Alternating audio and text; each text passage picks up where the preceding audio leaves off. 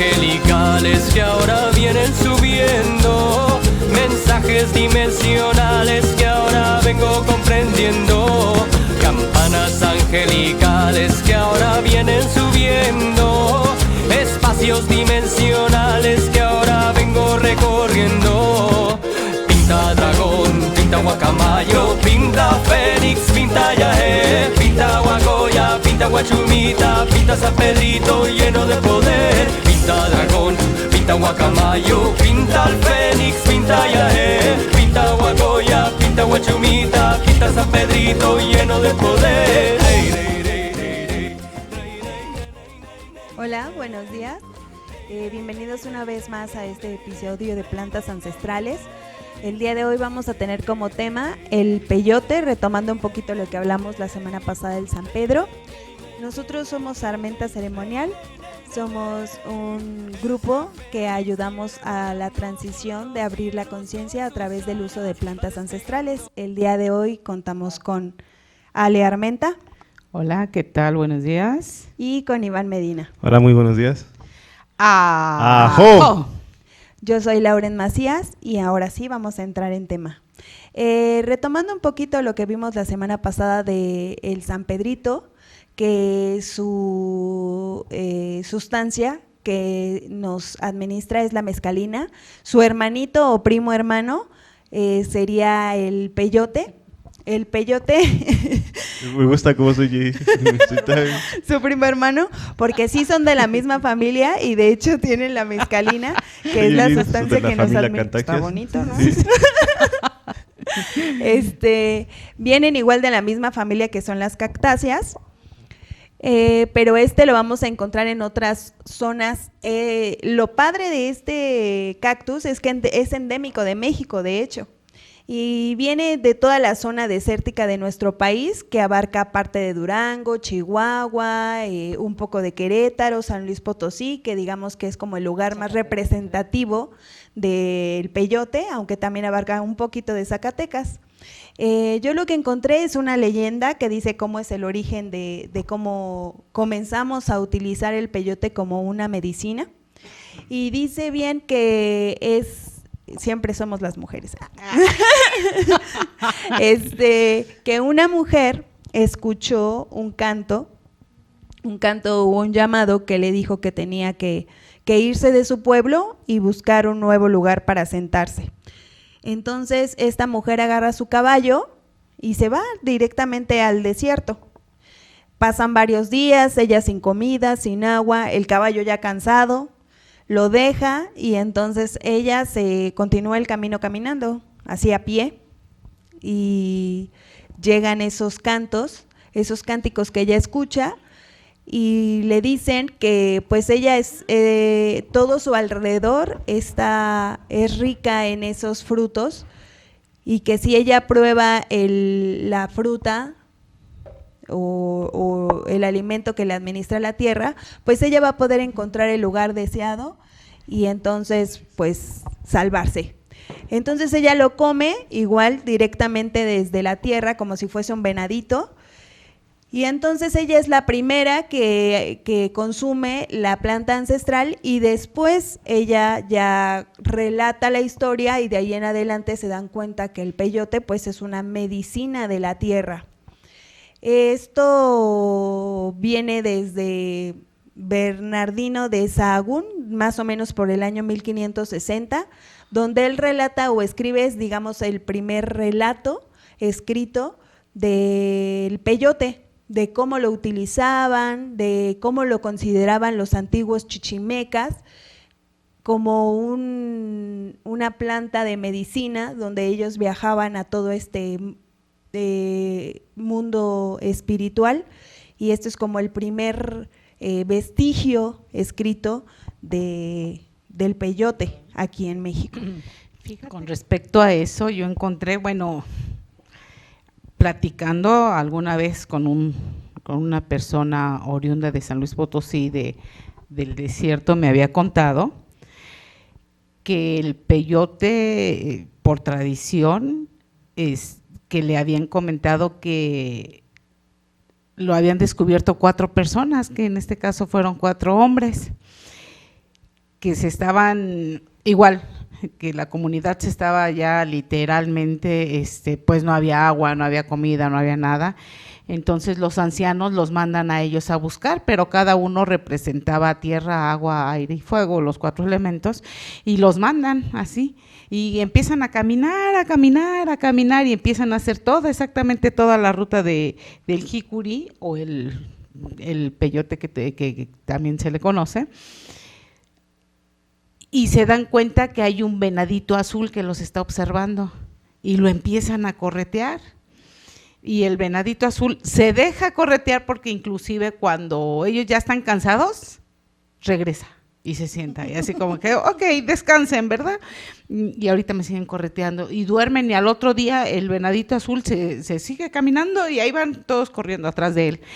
Hasta que llegan a un lugar, exactamente ahí a San Luis Potosí, y llegan, y no, pues un nido ahí, o sea, tremendo, ¿no?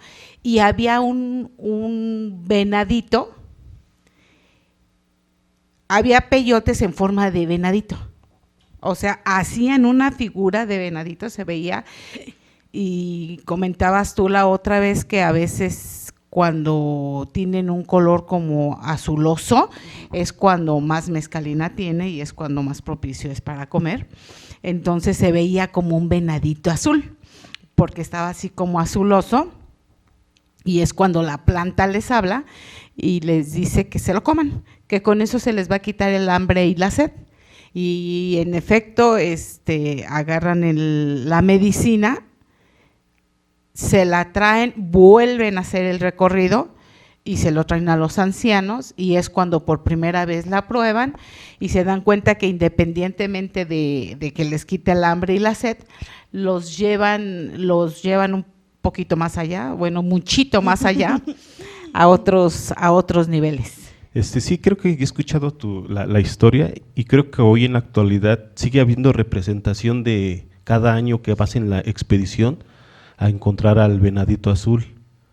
Es una representación, cada año ya no salen 4 personas, no sabemos si eran hombres o mujeres, salen 4 personas y hacen la misma expedición tratando de encontrar al venadito azul. Me imagino que han de hacer su ceremonia también para ir ya entonados con la medicina, con el peyote, como dices tú, el primo hermanito de Guachumita. Me gustó cómo se oye. Yo pienso que ha de ser así. Los huicholes son una tribu que ha sobrevivido a lo de la profecía del cóndor y del águila. Estamos hablando de ya hace mucho tiempo, cuando la profecía del cóndor y el águila se empezó a contar, se empezó a revelar en nuestros tiempos, de nosotros que ya empezamos a comprender y a entender el significado de la profecía. Esta profecía data ya de 2000 años, es un mensaje para el futuro de hoy en día. La profecía dice que cada 500 años es una nueva era, cada 500 años se representa una energía cósmica entre nosotros y un despertar del alma y de la conciencia. En el cuarto, cada era se llama Pachucuti, que es la terminación de una era y comienzo de otra era, lo que cuenta la profecía. Dicen que esta profecía viene de la Amazonía, de ahí donde está la ayahuasca y todo eso. La profecía cuenta que la humanidad, las personas se va a dividir en dos grupos, un grupo que va a seguir al vuelo del águila y otro que va a seguir al vuelo del cóndor. El vuelo del águila representa a todas las personas del norte, más bien dicho la parte del norte, y está asociada con la energía masculina, y esta gente que camina a esa dirección del vuelo se asocia mucho con la industria, con la tecnología y con el pensar, de empezar a razonar, a decir puede ser, no puede ser, quién sabe, no te creo, no es coherente lo que estás diciéndome. Empiezan a, ¿cómo se le llama la palabra? Empiezan a analizar las cosas y a no creer, a decir que no creo que tú veas esto, no creo que haya esto, pero al mismo tiempo que tú no crees, empiezas a creer cosas que que no existen, vaya. Este es hablando de las personas que siguieron el vuelo del águila, y en el vuelo del cóndor, que son representan la parte azul, se asocia con la esencia femenina del corazón. Esta gente es la que está asociada con la naturaleza, con la energía del universo, con las plantas. Estas personas nativas son las personas que todavía tienen esas experiencias con las medicinas, así como tú lo cuentas, que que ya hace mucho tiempo ellos han estado con estas medicinas, miles y miles de años. Incluso la historia indica también que se han encontrado vestigios del peyote, del San Pedrito, de ayahuasca, de cualquier tipo de planta. Es lo que dice la profecía, habla de una guerra, habla de una paz, habla de una prosperidad y también habla de un término y de un fin. La profecía también predijo la llegada de los blancos, que cuando llegarán los blancos, que son los europeos, o la nueva colonia, o la nueva religión, iba a destruir todo. Ahí habla de la destrucción. El cuarto Pachacuti se dio en 1490. Después de eso llegó la conquista de Europa. Cuando ellos llegaron se dieron cuenta que aquí había nativos que comían plantas. Eran nativos que tenían una comunión con lo divino. Acá hay algo muy interesante, porque los nativos siempre hablaban de lo divino. Tengo comunión con lo divino, tengo comunión conmigo mismo, tengo comunión con el Creador. Nunca nombraban el Dios. Ellos decían de lo divino. Si tú crees en lo que tú quieras creer, así yo lo veo en la época de hoy, en la actualidad, en quien tú quieras creer, pero ellos hablaban de lo divino. Entonces, cuando ellos se dieron cuenta que ellos podían tener contacto con un Dios, que ellos lo dijeron así, con un Dios, ellos se quedaron, pues, ¿por qué ellos tienen ese acceso? Hay que destruirlo, porque no les convenía a ellos, porque ellos querían tener dominados a ellos para que puedan, la única manera de conectarse con Dios era por medio de la religión. Todos sabemos de qué religión estamos hablando. Ellos, para acabar con esta tribu, lo que hicieron fue destruir todo lo que se encontraba a su paso. Sí, muy triste, ¿no? Que ya habíamos hablado con anterioridad acerca de la religión y el control. Porque pues antiguamente se creía que esa conexión con lo divino siempre existía. De hecho, existe, pero como estamos muy ya idealizados de que el contacto con lo divino es directamente con un padre o a través de la iglesia, esa es la idea de cuando llegó la nueva religión, instaurar ese tipo de pensamientos y eliminar toda la creencia que se tenía con esa conexión con lo divino a través de las plantas sagradas, sí, pero tenían otro tipo de conexiones, ocupaban mucho la música y ocupaban mucho la meditación. Ya entrando un poquito en tema químico, acerca del peyote, ya les había comentado la vez pasada que es uno de los alucinógenos más potentes que existen y es de manera totalmente natural. Viene a partir de las feniltilaminas, que es de donde viene la mescalina. A diferencia del San Pedrito, que necesitamos una dosis un poquito más alta, de unos 500, 600 o 700 miligramos, con la mescalina que tiene el peyote, que hablábamos acerca de la potencia y la efectividad de esa mescalina, necesitamos menos, porque su potencia pues es más efectiva, de unos 300 a 500 miligramos, es suficiente para tener un viaje aproximadamente de 12 horas. De 12 horas en un viaje vale la pena, ¿no? Ya había comentado pues cómo afecta la mescalina en nuestro cuerpo directamente. Vamos a engañar a los neurotransmisores de la serotonina, entonces podemos tener esos efectos igualmente que con el San Pedrito, de sentir frío y calor al mismo tiempo, de sentirnos en esta euforia, bueno, nos vamos a sentir mucho más exacerbados en nuestras emociones. También tenemos esta parte reflexiva, autocrítica, también esta parte creativa, de imaginación y demás, inspiración podríamos decir. También vamos a tener como esa que nos vamos a sentir un poquito desorientados en cuanto al tiempo y al espacio. Desorientados no significa que perdamos conciencia, simplemente una desorientación. Como les comentaba lo de mis manos, que sentía que no eran mis manos, pero es solo una desorientación, porque realmente pues sí estaba en conciencia, porque me hacía ese tipo de preguntas de quiénes son estas manos, ¿no? Entonces, bueno, el peyote es un cactus, a diferencia del San Pedrito, que es un cactus muy alto, de hecho crece muchísimo. Este cactus es muy pequeñito, de hecho lo único que sale es los botoncitos al ras de la tierra, está toda la parte de la raíz y por encimita unos centímetros 3 a lo mucho salen los botoncitos de un peyote.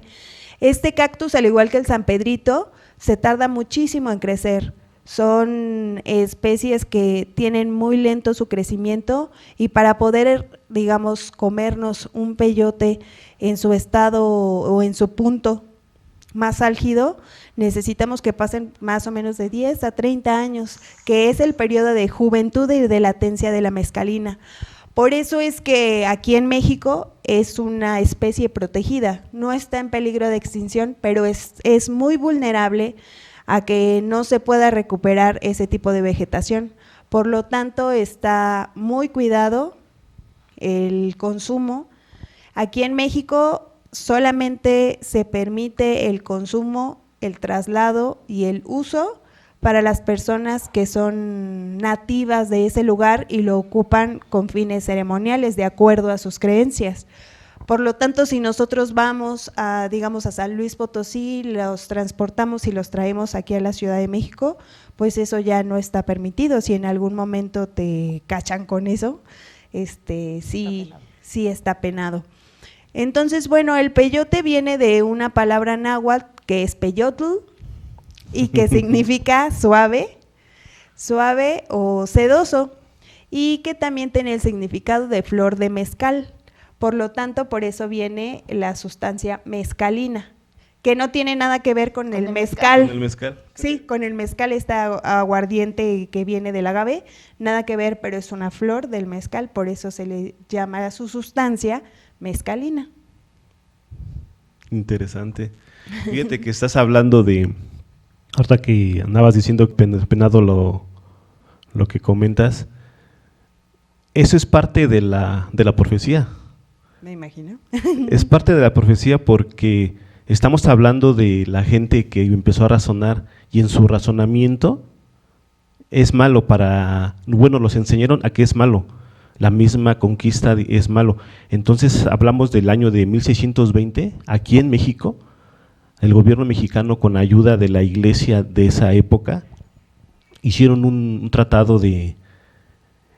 Más bien, no hicieron un tratado, mencionaron ellos que la medicina psicoactivas es una aberración religiosa, le llamaron la raíz del diablo, y de ahí comenzó la guerra contra las drogas, de ahí empezó todo eso, encarcelaron a la naturaleza, de ahí fue una persecución, el que tuviera esto era penado. Entonces, toda la gente, los nativos de esa época, ¿qué hicieron? Tuvieron que esconderse, tuvieron que alejarse, tuvieron que huir por creer en la naturaleza, por creer en sus culturas. Y todo esto pasó siendo perseguidos por todo el país, también en la parte de Estados Unidos. En 1880 estos indios se tuvieron que convertir en nómadas, porque la policía de esa época los perseguía como si estuvieran persiguiendo al peor narcotraficante del mundo. Entonces ellos iban de un lado a otro, pero el mismo gobierno restringió dónde tendrían que ir, porque llegó más cultura de la nueva era, del nuevo mundo, autopistas, ferrocarriles, ciudades. ¿A dónde tendrían que ir entonces? Antes del 1880, esto pasó en 1862, donde el gobierno de Estados Unidos firmó un tratado con los indios, un tratado de paz, pero los indios no estaban de acuerdo, y ese tratado, al firmarlo ellos, estaban accediendo que les quitaran a sus hijos para meterlos en internados porque los querían civilizar, pero al meterlos al internado afán de ellos no era civilizarlos, era quitarles su cultura. Los engañaron, les quitaron su cultura, a los niños les cortaron el cabello, les quitaron sus pulseras, sus atuendos, hicieron que olvidaran todo, los cristianizaron. Sí, literalmente. Y no solo les quitaron a sus hijos, les quitaron la tierra, les quitaron todo, o sea, hasta la creencia. Porque a los niños deja tú que les hayan quitado o cortado el cabello, les quitaron toda la tradición que traían, o que ellos eran la nueva generación que iban a continuar y perseverar y para que prevaleciera toda la parte de la religión, creencias, tradiciones, todo eso también lo eliminaron totalmente. Ahora en Estados Unidos hay una iglesia que se llama Nativoamericana, y esta iglesia nativoamericana sí ocupa esta parte, o ha tratado de que resurja esta parte de las plantas ancestrales y su uso medicinal. Allá la ocupan como contradicciones como el alcoholismo, las drogas, ansiedad y depresión.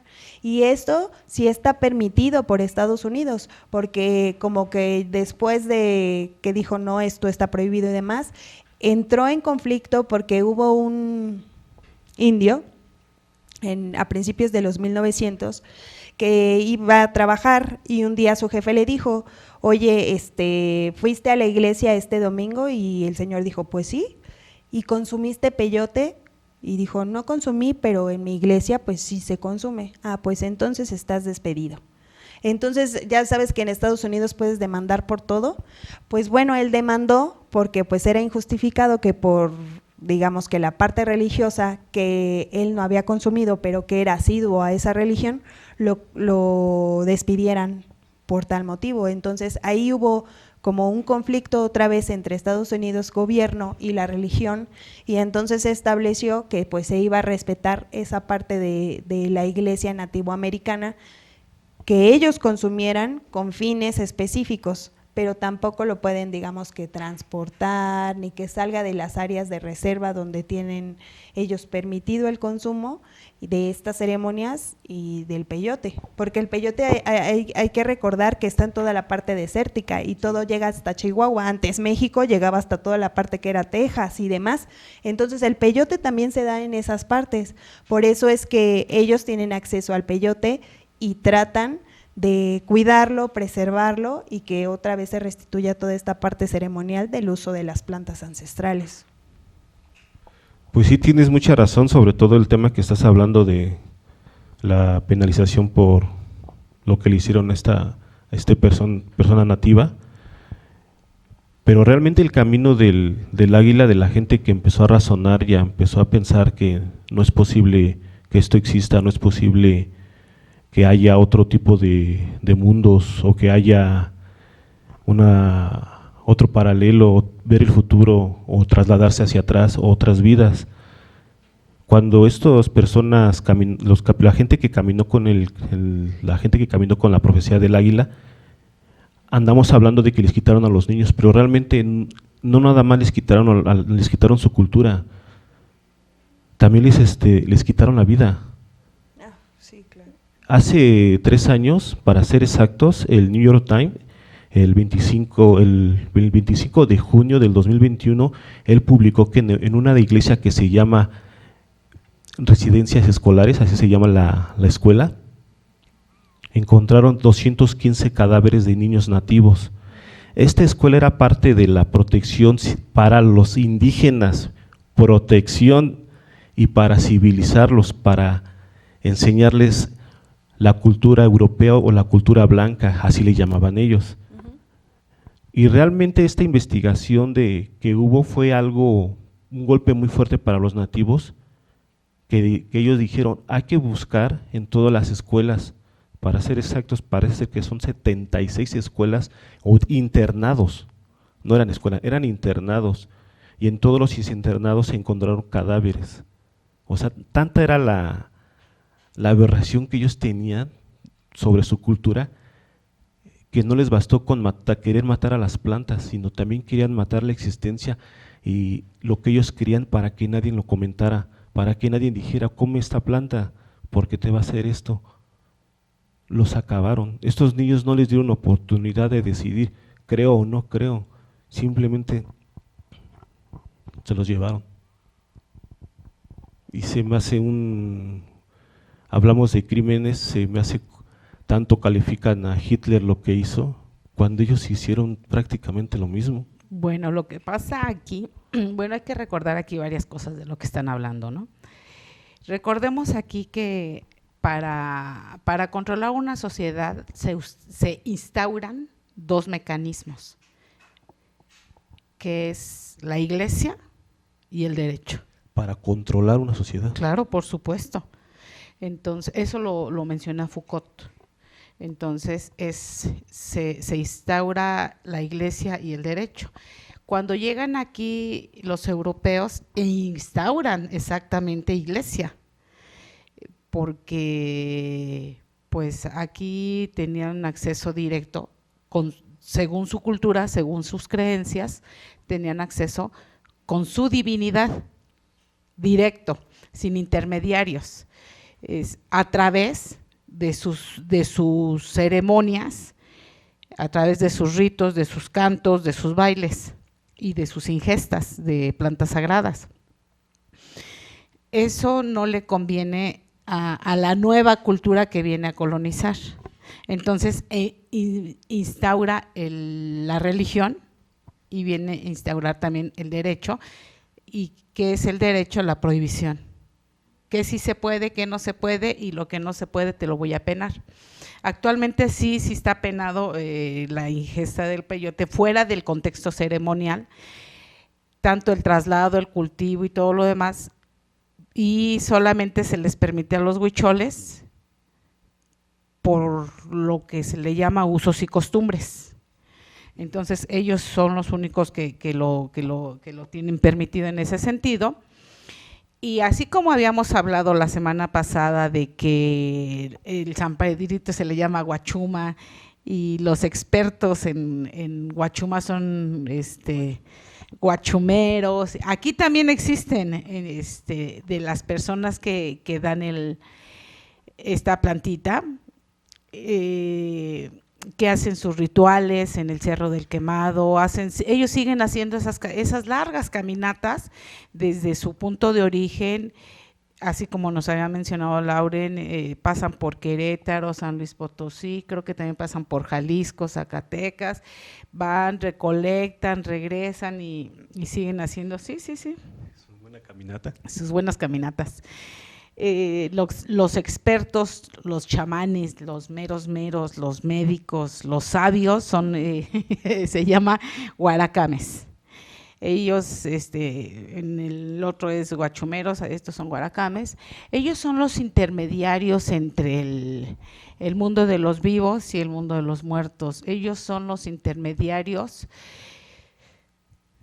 los que tienen acceso a lo que se le llama la latiz de Jacobo Greenberg y van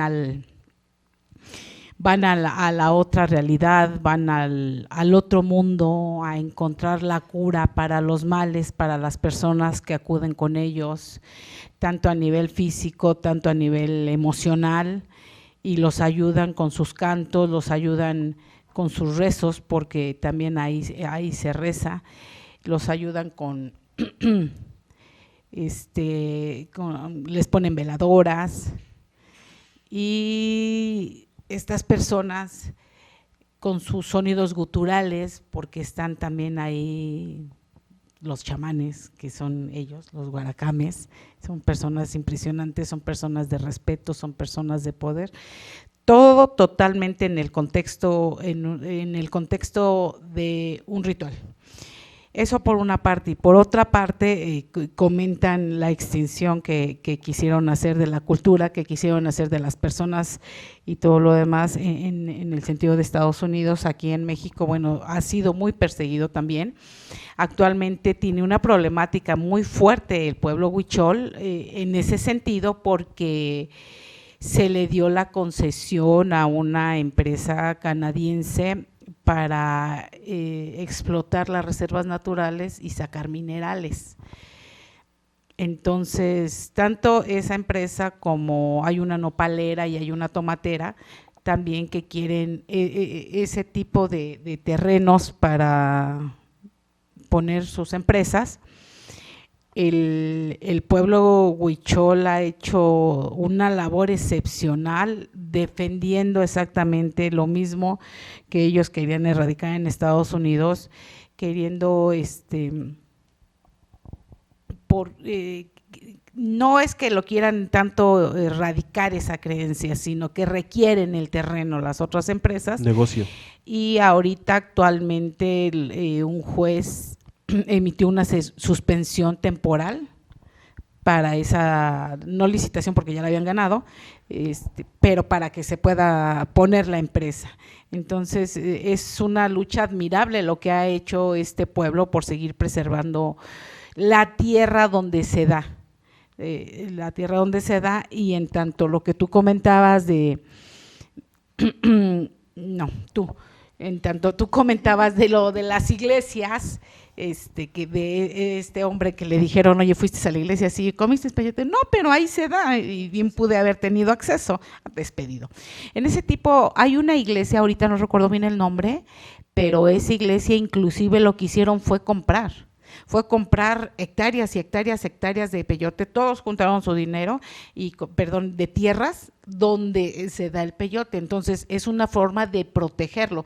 No lo compraron precisamente para decir somos nosotros y vamos a poner, no sé, hoteles y cosas de esas. Lo compraron para evitar que el gobierno dé el acceso a empresas de nopaleras y cosas de esas, y que vengan digamos que a maltratar ese tipo de naturaleza precisamente para cuidar lo que es el peyote, ¿no? Sí, es increíble lo que estás contando. Vemos que el peyote, todo lo que tú cuentas, lo que estamos contando de la experiencia, de lo que se cree, realmente sí dan ganas de estar ahí. Probarlo, porque una cosa es creer y otra cosa es experiencia. Hay que cambiar nuestra creencia en una experiencia vivida, una experiencia contada, es mucho mejor que estar, yo creo, mejor decir, esta experiencia que yo tuve es increíble. Hablamos de las iglesias, lo que hicieron las iglesias, a mí se me hace una aberración lo que hicieron las iglesias, predicando y diciendo que Dios creó la tierra, creó la naturaleza, y llamarle a la planta que es del diablo. O sea, hay una contradicción entre la iglesia. Mandar a matar hasta los niños nativos cuando ellos predican que hay que amarnos y amar a tu prójimo, y mandar a matar a millones de niños nativos. Todo esto es la parte de la profecía, se tenía que cumplir, pero no todo es negro. A lo mejor hay una parte de la profecía que es el vuelo del cóndor, que es la parte sur, la parte femenina, donde hay mucha gente, mucho nativo. Hablamos de los huicholes que practican con el peyote, hablamos de la zona amazónica que hay ayahuasca, hablamos parte también del Perú, que hay mucho San Pedro, también hay gente que caminó de este lado me nombro yo de este lado, este bando. Caminamos de este mando donde existe, donde no se perdió, porque aquí estamos todos. Esta experiencia de las plantas es increíble, porque yo pertenecía de ese caminar que no era la real, que me vine que vine de este mando. Fue increíble.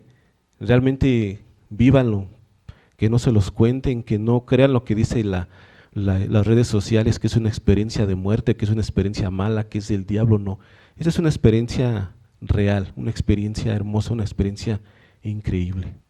Claro, hablando un poquito ahorita de la profecía y del tipo de personas del norte y del sur, yo me atrevería a suponer que la mayoría de la gente está en esta parte del norte, que es la parte masculina, la parte reflexiva, pensante y, digámoslo así, un poquito escéptica con respecto a todas estas creencias de las plantas ancestrales y la antigua tradición, que aunque la hemos olvidado porque esa era la idea de cuando se instauró la religión cristiana y católica, por mencionar alguna, era que se olvidaran todo este tipo de cosas.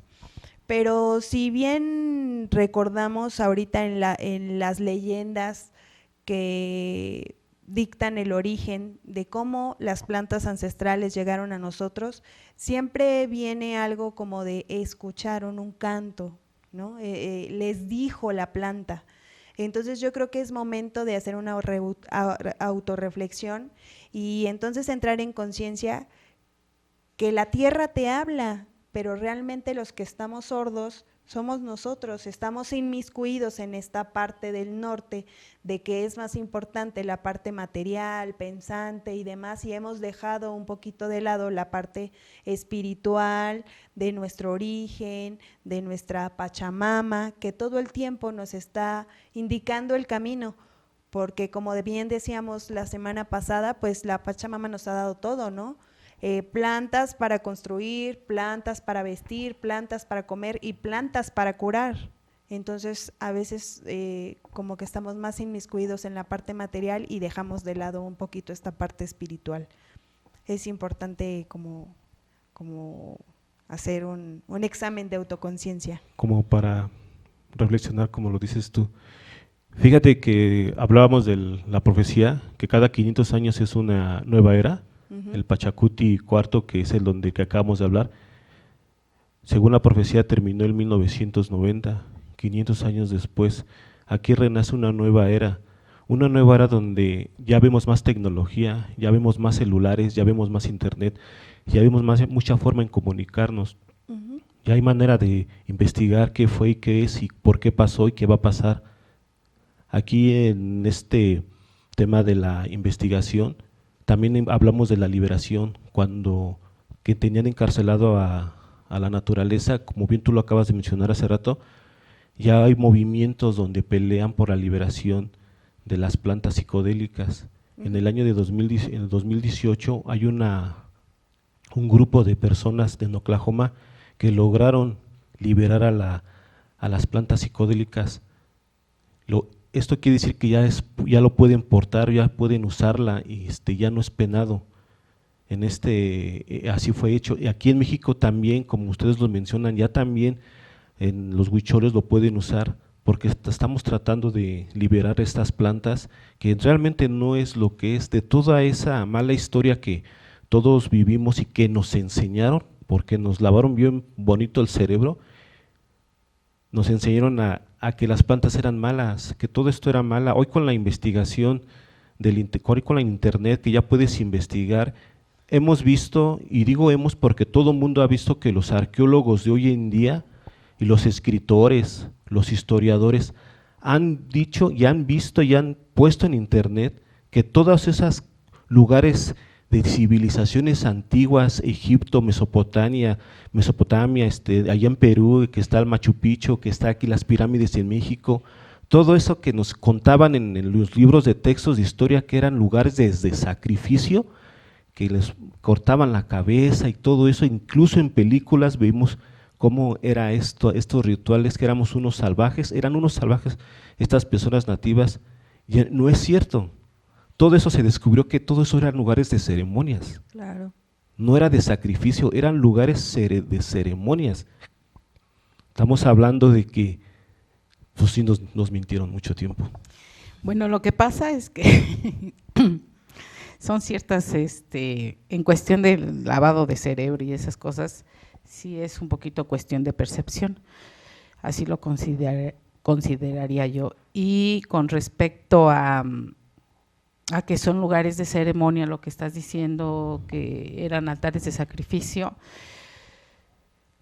Bueno, hay que recordar que el ser humano innatamente tiene necesidad de creer en algo.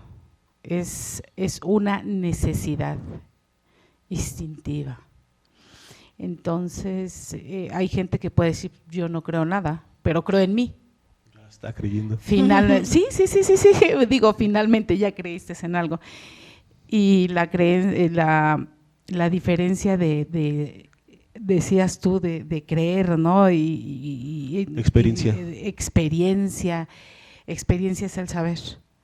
El saber es el conocimiento. El saber es el conocimiento. La experiencia es la práctica del conocimiento, que es la sabiduría, y el creer es cuando tienes fe.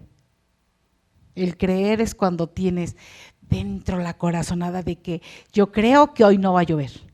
No tienes no hay un conocimiento científico avalado, sin embargo, tú tienes esa fe de que hoy no va a llover. ¿Me expliqué la diferencia? Sí. Esa sería la diferencia. Entonces, nosotros tenemos la necesidad de creer desde los primeros hombres que observaron los rayos, que llovía, que salía el sol, que igual un rayo quemaba, no sé, un árbol y ellos no tenían explicación. Es en algo más poderoso que ellos, a lo cual le puedan dar todo lo que no entendemos, todo lo que no sabemos, y todas nuestras esperanzas tienen que caber en un lugar. Tienen que caber en un lugar. Y nosotros lo vamos a personificar como papá o mamá. Y ese papá va a ser nuestro Dios, que le podemos llamar energía, universo, el sol central, le podemos llamar Cristo, Dios, Jehová, Alá, Buda, lo podemos llamar como queramos nosotros.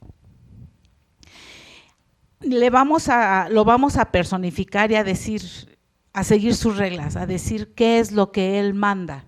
¿Por qué? Porque a final de cuentas lo que nosotros queremos es una certeza. La certeza de que si yo sigo ciertas reglas voy a recibir la recompensa. Y se ha demostrado que entre más alta es la recompensa en cuestión de religiosidad, en cuestión de religiones, entre más alta es la recompensa, ¿qué quiere decir eso? Que si a mí me prometen que si yo ya no estoy aquí, voy a vivir una vida eterna, bonita, llena de amor, donde nada va a faltar, donde va a reinar esto. Entre más alta la recompensa, mayor para mí, mayor es el desinterés de mi autopreservación en la tierra. Eso se ha demostrado. Eso se ha demostrado en las cuestiones, en las personas que son muy religiosas. La religiosidad en el ser humano es innata. ¿Qué quiere decir? Que tenemos esa necesidad de la creencia, por eso tenemos a la Virgen de Guadalupe, que es la mamá, por eso tenemos a Dios, que es el papá, en el caso de México, porque pues por ahí un dicho que dicen, pues aquí México será ateo, pero todos somos guadalupanos, claro, porque es la mamá. Nosotros tenemos a quien de alguna forma también decirle, pues así lo quiso Dios. Con cosas que no podemos controlar y que no podemos responder y que no podemos evitar. Pues así lo quiso Dios, ¿no? Entonces, es por eso la necesidad de tener ese tipo de religiones, ese tipo de creencias, y viene desde que yo decía, desde los relámpagos. Entonces, ¿y qué fue lo que hicieron los primeros hombres? Pues va a haber un dios del relámpago, un dios del fuego, un dios del agua, un dios de esto, y que si no llueve, entonces es que está enojado este dios, y hay que darle de comer, o hay que danzar, o vamos a ver qué hacemos para que ese dios nos dé ya sea el agua, el maíz, o lo que se tenga que dar. De ahí se empiezan a formar así los dioses y esa necesidad. En cuanto un poquito al ritual ceremonial del peyote, vamos a hablar un poquito de cómo es ese contexto. La música, igual que su primo hermano San Pedrito, me gusta. San Pedrito, también es una esencia masculina, por lo tanto la música igualmente va a ser un poquito más rítmica, más fuerte. Vamos a ocupar estos instrumentos de viento, como tú bien decías. Percusiones, me gustó, ¿no? Percusiones. Este es un panhueve, este es el que se usa en los rituales para panhueve, que se usan muy común, se usa mucho en esos rituales de masculinidad, como dices tú, por el tipo de sonido que es más fuerte, poderoso. ¿no? Ajá. Okay. No es dominante, porque dominante se escucharía muy, como que yo aquí soy el que mando. No, se escucha más fuerte. La agresividad de este sonido es que te lleva más allá arriba, la vibración es más alta. Okay. Ajá, entonces vamos a ocupar este tipo de instrumentos que son las percusiones, que habías dicho, tambores, en este caso el pangüehue, las maracas, el pandero, va a ser música más rítmica. El consumo del peyote pues puede ser directamente, se quita la parte de los gajos, se deja toda la raíz, que es lo que está abajo de la tierra, y la parte de los gajitos, que son muy pequeños, como unos 2-3 centímetros, eso es lo que se consume. Se puede consumir directamente el gajo, te lo masticas y si puedes te lo tragas, que esa es la idea, que te lo tragues, o si no, también existen otras maneras más sutiles, que es como hervirlo, hacer un té. Hay gente que le echa chocolatito para quitar como ese sabor amargo o disfrazarlo un poco y sea más fácil de la ingesta.